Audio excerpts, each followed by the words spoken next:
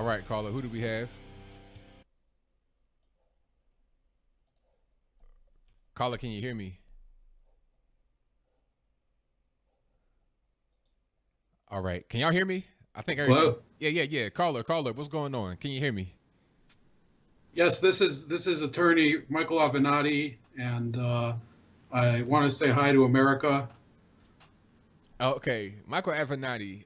Shouldn't you be handling some legal business right now? I mean, you. Absolutely, I handle the legal business of any victim of any orange-faced individual in this country, and I'm specializing especially in that, and that's the business I'm taking care of it tonight. How'd you know?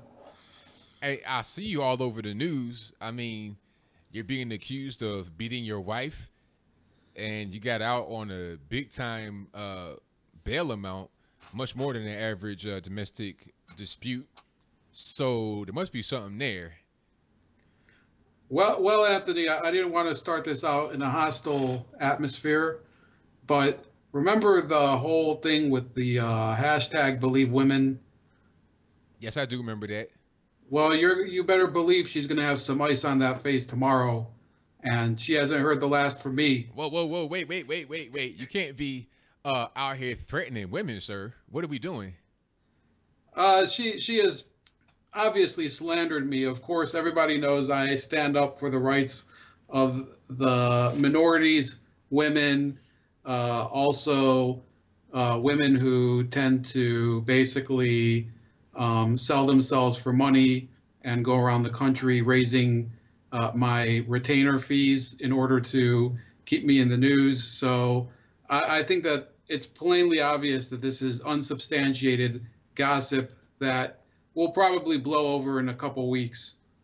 But sir, you got arrested on the spot, and you got a crazy bail amount. They have evidence to see your wife, black and blue. There's a lot of evidence against you. So, I mean, I think that the deck is stacked against you right now, sir. You don't really have a good chance making it out of here unscathed. ABL, I mean, you should be. I mean, we can both relate. We're both bald men, and of course, things like this happen every day. That bald, short attorneys get arrested for various things that they didn't do, and we're really just discriminated against. Society just casts us aside, and finally, somebody has risen up to stand for us, and the man can't let it happen, and that's why they're pursuing me. And believe me, I have them right where I want them. Hey, I don't know about that one. I mean, I think that the people that supported the whole Me Too movement and supported Stormy Daniels may come against you on this one because it doesn't look too good.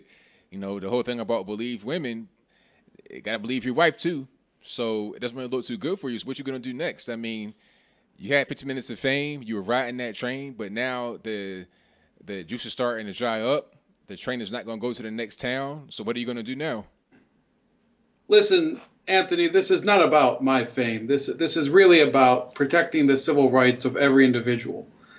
Now, I think, I'm assuming here, so correct me if I'm wrong. You have heard of one Rosa Parks. Am I correct? Yes, I have. And would Rosa Parks want to live in a country today where a man can't enjoy his dinner at a country club outside of Washington, D.C., without Tucker Carlson's daughter walking by and making a whole commotion over him calling her various words and epithets? I don't think Rosa Parks would want to live in that type of country. Do you think so? Objection. Objection, Your Honor.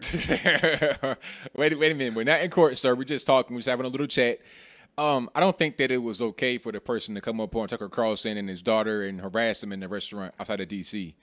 Not at all. But what would Rosa Parks would have done in that situation?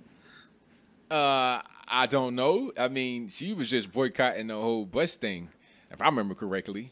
Yeah, but it doesn't say that when she was boycotting the whole bus situation, Tucker Carlson's daughter didn't walk by, and Rosa Parks also made several defamatory remarks about her and various parts of her anatomy. I mean, we don't know the whole story.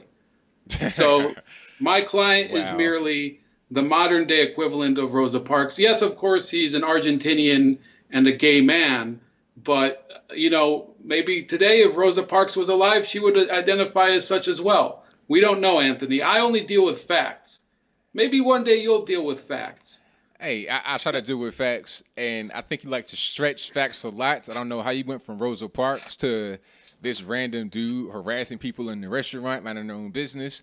But that's very interesting. All I'm concerned with is your potential future. You might go to the penitentiary due to this severe assault that you've been accused of. I think that your 15 minutes of fame is now up. You can go back to being a ambulance chaser that is not very successful.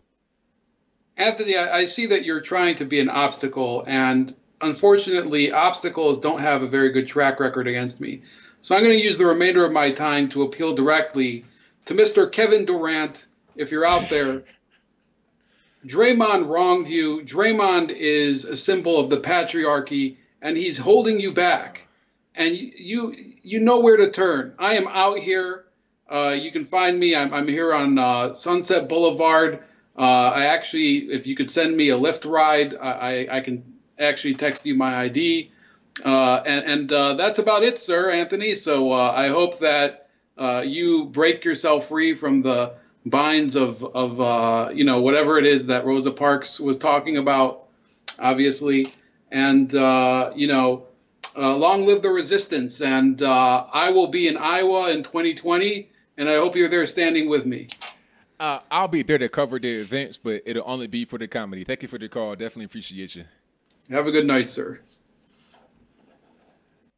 All right. Hey, you know what? I would love to go to. Actually a good idea to go to these different places to try and cover it. To Iowa. Yeah, that'd be fantastic. Go to Iowa. Go to these places where you have just stuff happening. I'm gonna tell that to my people, and to YBLS, that whole crowd, and see what they think about that.